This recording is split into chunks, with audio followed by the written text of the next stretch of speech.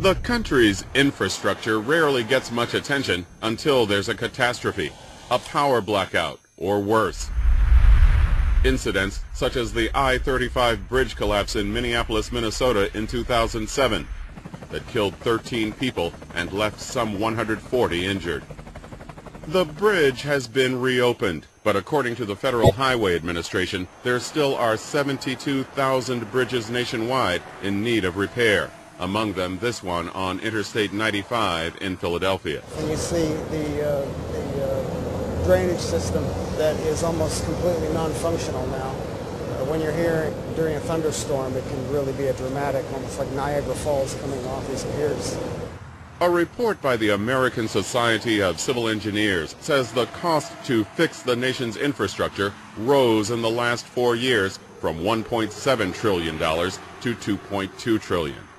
That includes fixing not just roads, but everything from rail lines to seaports, water treatment plants, the electrical grid, and telecommunications systems.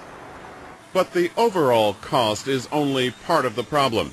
Critics say what also is needed is a national strategy for what to fund and how. Responsibility for the infrastructure is widely dispersed. It wasn't planned that way. Infrastructure developed as the nation moved from a system of local roads to interstate canals and highways, from post offices to telegraph lines to the internet. Today, roads and highways mostly are owned and operated by state and local governments. So are airports. The federal government runs the air traffic system and regulates railroads and waterways. The rest of the infrastructure system is largely in private hands. Those entities want and usually get a say in how resources are allocated. Creating a national strategy also means finding ways to set priorities. What are the trade-offs between short and long-term benefits? What should be fixed first?